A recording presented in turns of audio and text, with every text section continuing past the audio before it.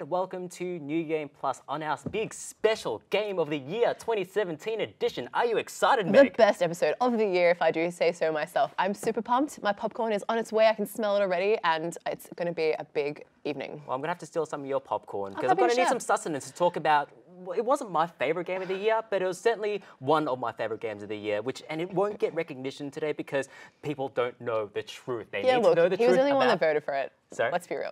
It was one other person that voted for Persona 5, which is like, Persona 4 is one of my favorite games of all time, if not the favorite. Persona 5 is more of that, but they just amp everything up to 11. As in, you've just seen the screenshots and the video of this game. This game has flow and style. Tell me more about it. Sell it to me. It has a very busy visual style. It's gorgeous though. That's its whole premise. Yeah, it delivers on that style perfectly, and then it just manages to continue and refines even the what's called the Persona dungeon crawling, and let's just call it what it is, date simulatoring format that it's managed to maintain for this since Persona 4 and Persona 3. It's refined that down to a T, and like it was an absolute pleasure to spend all 100+ hours with that game. It is not a short game. Glad to see you made it out of your house to join us here to film this episode today. Then I'm just going to go home and listen to the soundtrack after this. But that's one of my favorite games of the year. Let's look at New Game Plus's top 3 games of the year with number 3. Get ready for it, guys. It's Yakuza 0.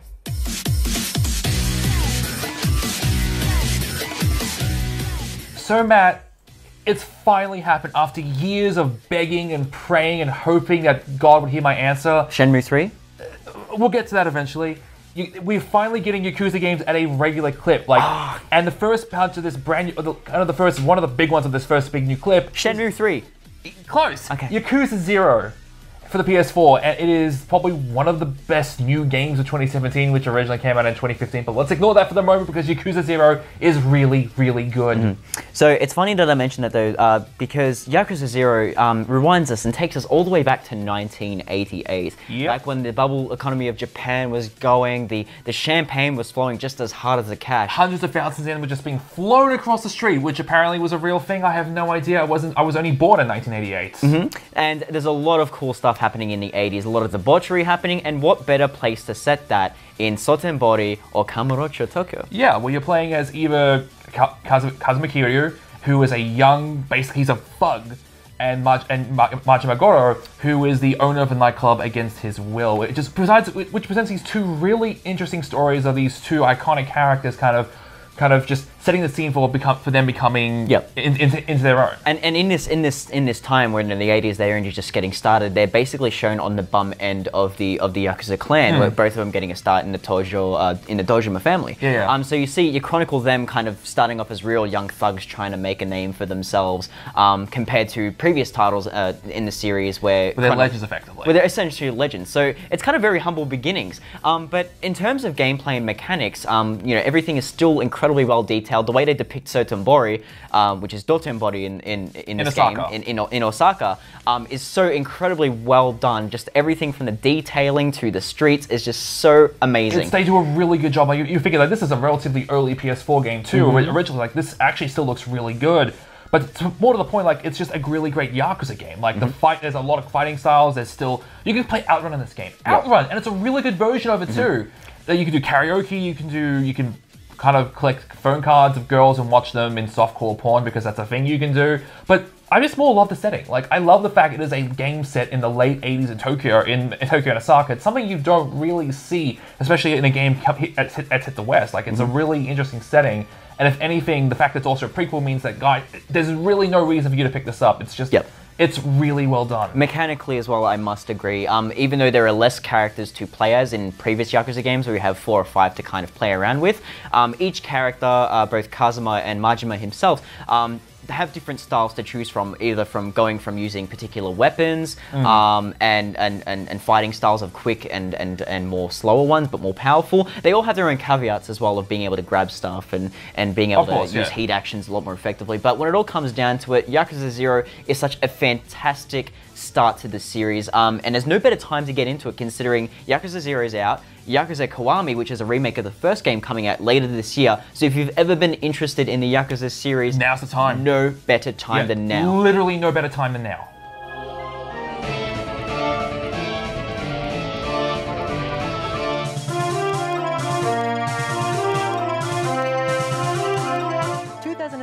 was a fantastic year, if you paid attention to video games and literally nothing else. We'll look back on this year as one of the greats for game releases, with non-stop hits like Horizon Zero Dawn, Persona 5, Nier Automata, Persona 5, and Persona 5, just to name a Persona 5. But it was a big year as always for gaming news, and you know I'm going to talk about that one story later. But we'll get to that in a moment. Firstly, let's start with Nintendo's Superstar year. It had a momentum and a spring in its step that people were lapping up. If there are two things that the internet loves, it's stabbing and nipples, and Nintendo delivered on both fronts. Of course, all of this is thanks to the launch and wild popularity of the Nintendo Switch. People immediately responded to the console, and Nintendo struggled to keep up with demand. As recently as September, 1,400 people lined up at a Tokyo department store for the chance to buy one of 100 Switch consoles. There hasn't been this much disappointment in the queue since tickets were released for midnight screenings of Justice League.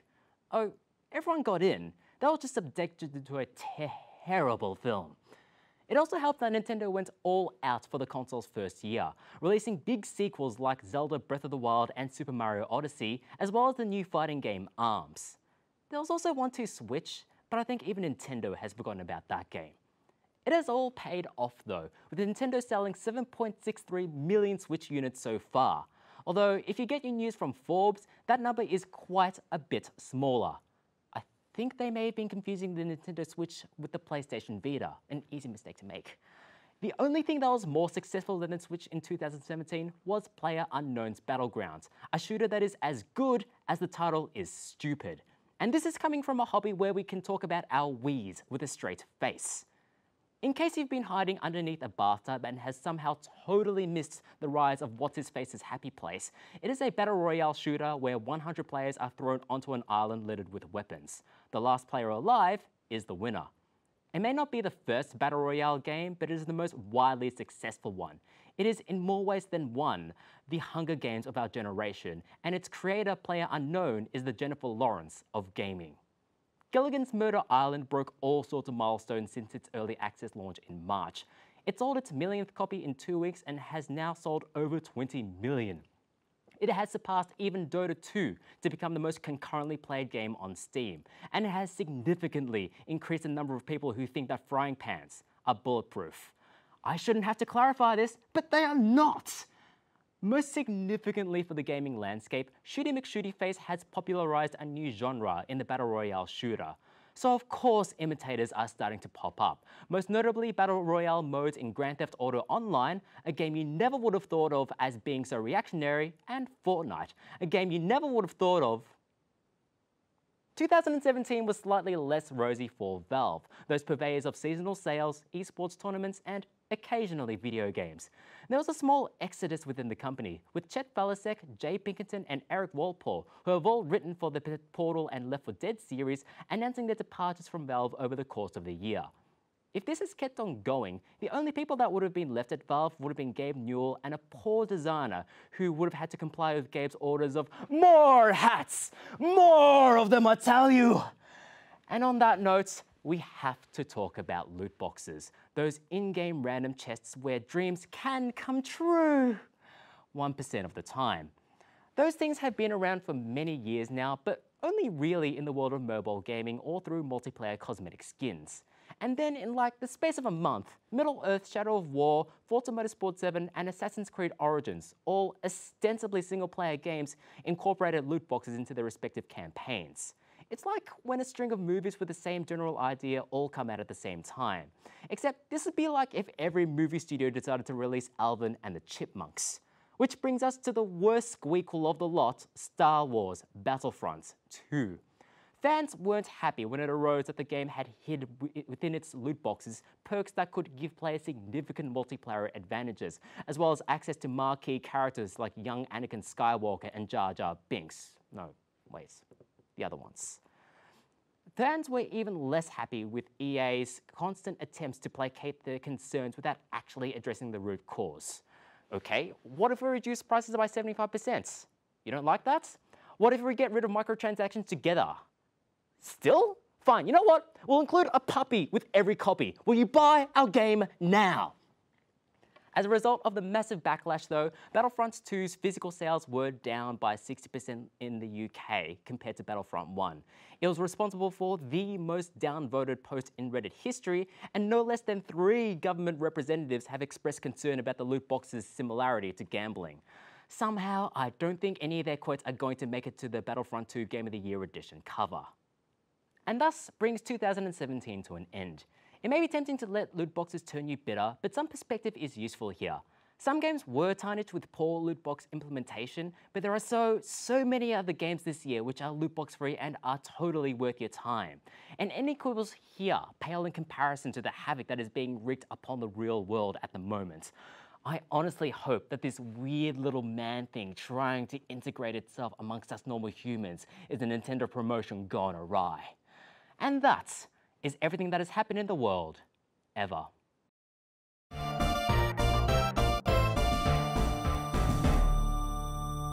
Welcome to Old Game Plus. Now, if you've been good this year and Santa's bringing you a game console, we're going to talk today about what you really want if you like retro games.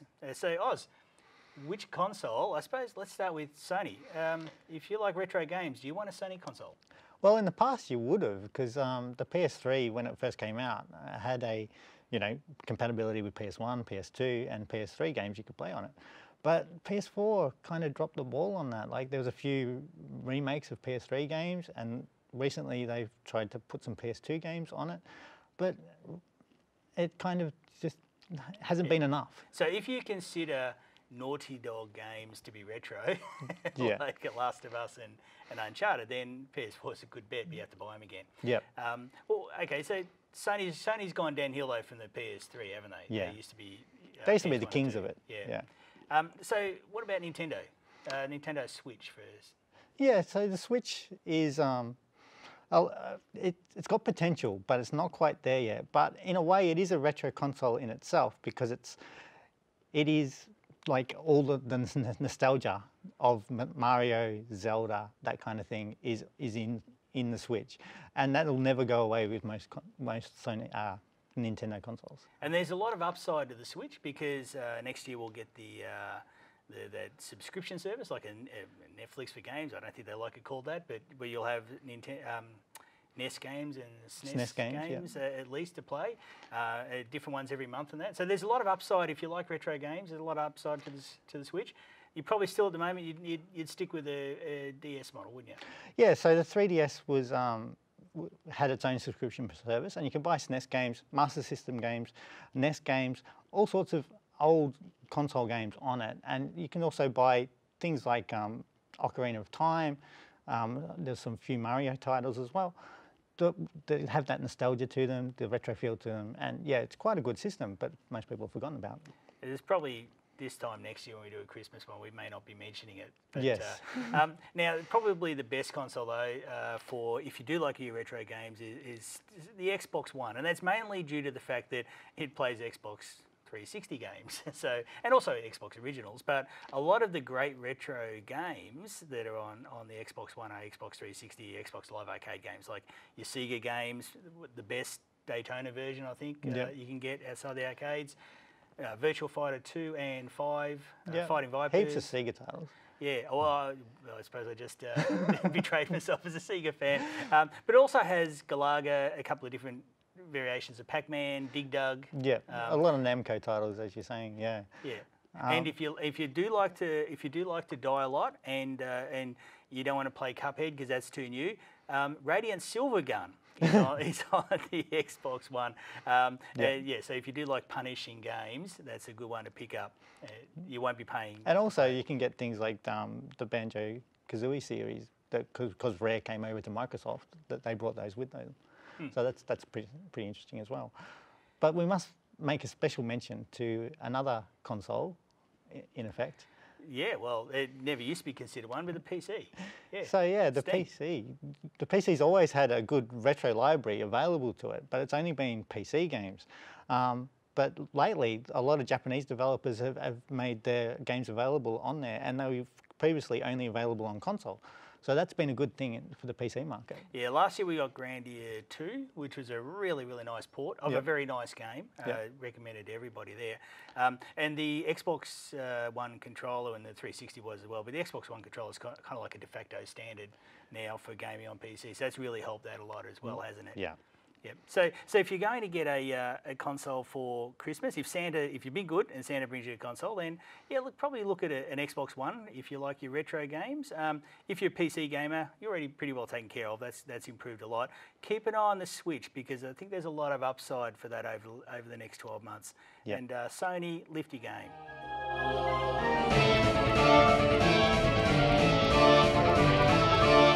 Welcome back, and I'm here with Donald, and we are filming our most exciting episode of the entire year. So excited. I don't know why I need all this chair, because I just need to sit on the edge. It's Game of the Year episode, guys, and we're about to watch the Nier Automata, which is New Game Plus's #2 spot on our list this year. #2, yes. It's massive. Have you played it? I want to play it. I just need to dedicate the time to it because the game's reputation like almost precedes itself because anyone who has played through the game in all of its 5 main endings just have nothing but absolute praise gushing out of them over the game. So like I want to play it. I just need to dedicate the 60 hours or so to actually do so. Absolutely. Well, enjoy the review, guys.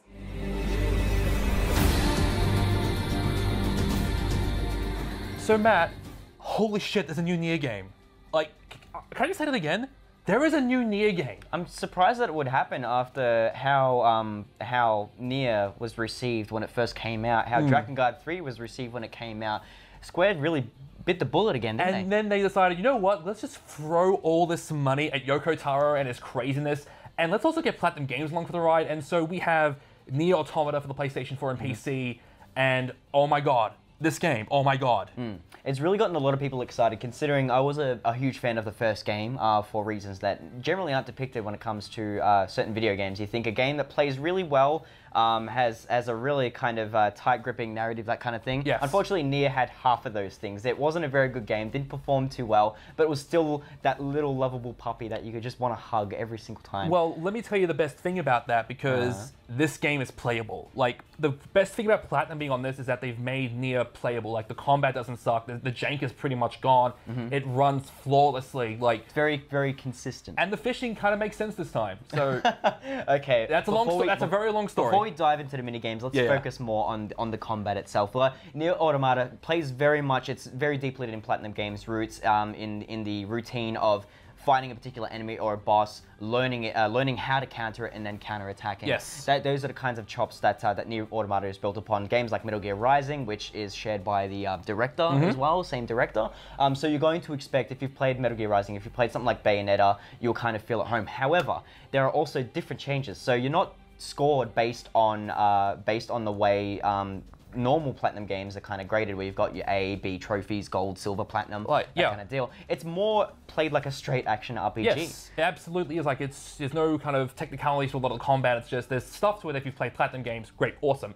But other than that, it's very straight and narrow with kind of the combat works. But I think the thing that really is going to sell people is the story. Yes, like definitely. this is Yoko Taro at its strongest. It is just.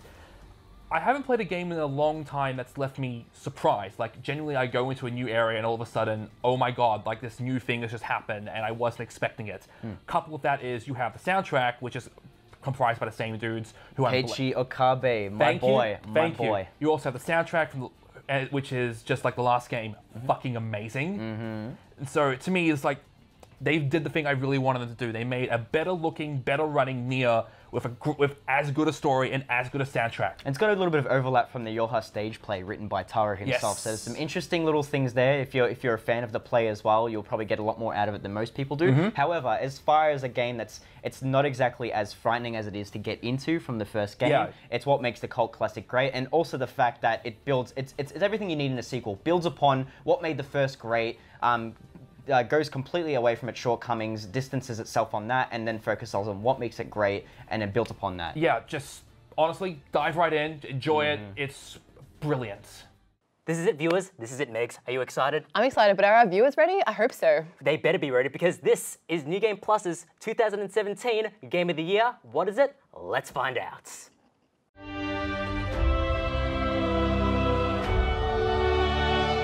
All right, Cardi. So we have both played Legend of Zelda Breath of the Wild for reasonably long amounts of time. I know I put about 35 hours into it. You'd be pretty similar, I assume. Very much so. It's one of those games you sit there going, oh, it's about 6 or 7 hours I've played in one sitting, better go to bed. Yeah, and then it's like, oh, but if I do it in bed and I switch the Joy-Con into this configuration, it's still going to be fine. But no, the game itself is genuinely I would say, the refinement of the open world game. It's as if Ubisoft said, we're going to take 4 years to make the next Assassin's Creed, and actually polished it and made it a really good... Because everything that Zelda does in a space that it's not all that familiar with, it nails. It nails everything that it tries to do. A lot of Western RPG influence from this as well. It Very manages much to so. go straight from the frying pan into the freezer. Complete different spaces, and it seems to manage it really well. Like I said, there are a few technical issues, frame rates in particular. Look, when it's all said and done, Yeah. like the argument can be about frame rate, sure, but it has to be framed in the point of view that it is a single-player, story-driven adventure. How much does it affect your experience? Like, how far is it taking you out of your experience? It's not like it's Counter-Strike where you need to twitch shooting. So, fair, you want to make it, and it is a reasonable point because it does drop at certain points, but it's only when you've got, say, 3 different light effects coming off, when a moblin's falling over into a tree, which means it's 2 physics part. Anyway, A lot of it's particle very rare. effects as And well. this is the thing as well, is it is full 3D physics. So everything is worked out real time as things go on. So climbing is involved, and climbing is perhaps the single greatest introduction into a series like this that I've ever seen. It makes traversing the world so much better, and it doesn't make it hokey like in Skyrim, where you're basically just running up scenes. Like, you still do a little bit of that, but worst comes to it, you climb up the next bit. I just find that the greatest part, it's very similar to that of Just Cause, and where like climbing and traveling is just an absolute delight to do, and less of a chore, and it's more about, much less about the destination, but more about the journey that you're going on to. And much like Mr. Todd Howard said, you know, if you can point to a specific area within Zelda, you can go there. Yes, and that is probably the big difference. But for those existing Zelda fans who aren't used to these kind of open world survival-y sort of games, there is enough meat here for you as well. The storyline is reasonably involved, the memories are well done, the voice acting adds gravitas, even if Zelda's voice is better at being sad than she's better at being regal. There is so much going for this game and the universe that it's trying to build that I think there is a lot of game here for everybody. I think however you play it, like me, if you just carry on exploring, cooking way too much food, all that kind of stuff, you'll enjoy it. If you play a little bit more straight-laced, doing the actual story missions like Matt did, I think you'll enjoy it also. Yeah, I think a lot of its shortcomings is also quite endearing as well. We sit there going, well, a weapon breaks every single 3 or 4 uses, just like Dark Cloud and Silent Hill. You sit there going, oh, that's so cute. But for everything that it does, it just seems to nail everything that it tries to do. And just considering that it goes against the grain of every single other Zelda game out there, I reckon it's achieved so much. 4 years of polish come to fruition. Congratulations to The Legend of Zelda Breath of the Wild for winning our 2017 Game of the Year. It's an absolutely worthy contender and one of the most largest games I've dedicated my time to this year. It's gorgeous and it delivered everything hardcore Nintendo and Zelda fans alike really wanted out of this launch. And even as someone who, this is my real first Zelda game that I got into, just the sense of exploration, of being able to go anywhere on that map and run into 5 or 6 worthy things, it made this game definitely the top of my list and the top of New Game Plus's list. Yeah. In a year that was so good as well, because out of our top 3 games, they were all separated by a single point each. Exactly. So out of our top 3, were they on your top lists? I was really just interested to see what was going to come up there, especially the separation of the positions as well. Exactly. So thank you very much, viewers, for joining New Game Plus in 2017. Next year is going to be so much bigger. I hope you join us all standards for the are high, ride. definitely. Exactly. It has high expectations after this year. But in the meantime, visit us on www.newgameplus.tv for more awesome New Game Plus videos and articles. Until then, thank you very much for watching. We'll see you next time.